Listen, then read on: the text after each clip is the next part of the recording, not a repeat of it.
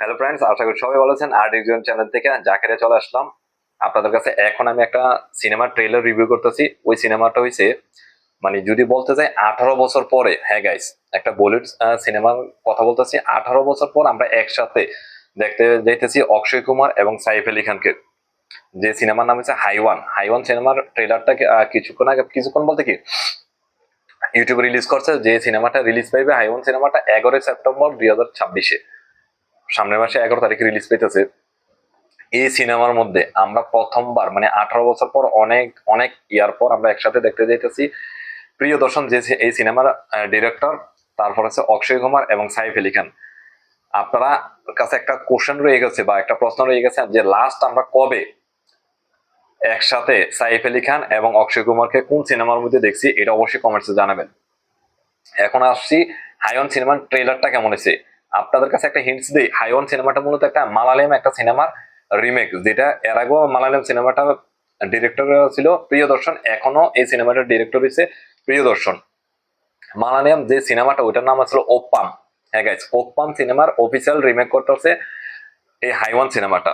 হাইওয়ান সিনেমাটা মূলত একটা ক্রাইম থ্রিলার মুভি, যেটা কিনা সাইকোলজি ক্রাইম থ্রিলার বলতে পারেন। এখানে মূল যে দুইটা চরিত্র, একটা হলো অক্ষয় কুমার আর একটা হচ্ছে সাইফ আলী খান। এখানে যদি আমি সাইফ আলী খানের চরিত্রটা দেখি, সেখানে সে তার, আমার যে পজিটিভ জিনিসটা সেটা ভালো লাগছে, ওটা হচ্ছিল সাইফ আলী খান এখানে অন্ধ। অন্ধের যে অভিনয়টা, এইটা সাইফ আলী খান অত্যন্ত নিখুঁত ভাবে করছে। তার যে এক্সপ্রেশন গুলো যদি আপনারা দেখেন ট্রেলারটার মধ্যে, মানে সে যে অন্ধ, মানে সে যে আসলে সাইফ আলী খান যে নিজে চোখে দেখে, এই জিনিসটা আপনারা বুঝতে পারবেন না। তার এখানে তার এক্সপ্রেশন গুলো যদি দেখেন, সেখানে সে নিজেকে এমন ভাবে ফুটে তুলছে যে সত্যিকার অর্থে সে একজন অন্ধের চরিত্র অভিনয় করতেছে, মানে সে আসলে একজন অন্ধ, এই জিনিসটা এখানে ফুটে তুলছে। আর অক্ষয় কুমার, হ্যাঁ গাইস, এখানে অক্ষয় কুমার কিন্তু নেগেটিভ চরিত্র, মানে ভিলেন হিসেবে।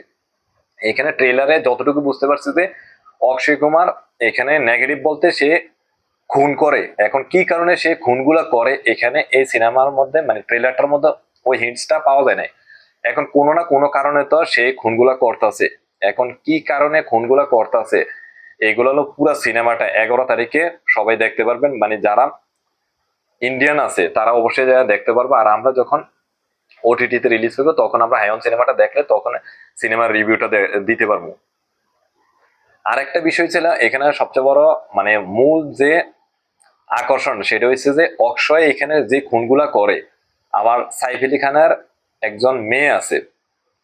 এখন সে ওই মেয়েটাকে বাঁচানোর জন্য সাইফ আলী খান সবকিছু করে, কিন্তু ওই খুনের মধ্যে, মানে খুনের আসামি হিসেবে সাইফ আলী খানকে আটক করা হয়, মানে পুলিশের মধ্যে নেওয়া হয়, মানে বা পুলিশ ধরে নেওয়া যায়। কিন্তু এখন হচ্ছে খুন করে অক্ষয় কুমার। এবং অক্ষয় কুমার কিভাবে ওই ট্র্যাপের মধ্যে সাইফ আলী খানকে ফালায়, এই জিনিসটা মূলত এই সিনেমার মধ্যে সবচেয়ে বড় আকর্ষণীয় জিনিস, যেটা আমার কাছে পার্সোনালি ভালো লাগছে। যে এক হলে সাইফ আলী খান অন্ধ, তারপর হচ্ছে সে একটা মেয়েরে বাঁচানোর জন্য সব ধরনের চেষ্টা করতেছে, কিন্তু অন্যান্য যে খুনগুলা করে, ওই খুনগুলার মধ্যে সাইফ আলী খানকে কিভাবে ট্র্যাপের মধ্যে ফালায়, ফালানোর পর আবার কিভাবে সে পুলিশের কাছে যায়, ধরা খায়, ওইখান থেকে সাইফ আলী খান কিভাবে আবার ছুটে আসে এবং ওই মেয়েকে কিভাবে বাঁচায়, এই জিনিসটা এই সিনেমার মধ্যে মূল আকর্ষণ হিসেবে দেখানো হয়েছে। আর অনেক অনেক বছর পর এখানে আমরা অনেকগুলা জুটিকে, মানে ফেরত পাইতেছি। সেটা হচ্ছে প্রিয় দর্শনের সাথে অক্ষয় কুমার লাস্ট যে সিনেমাটা করছে ভূত বাংলা, সেটা সবাই জানেন যে ভূত বাংলা সিনেমাটা সুপারহিট সিনেমা ছিল। এখন আবার প্রিয় দর্শনের সাথে অক্ষয় কুমার আবার ব্যাক করতে আছে, সাথে সাইফ আলী খান।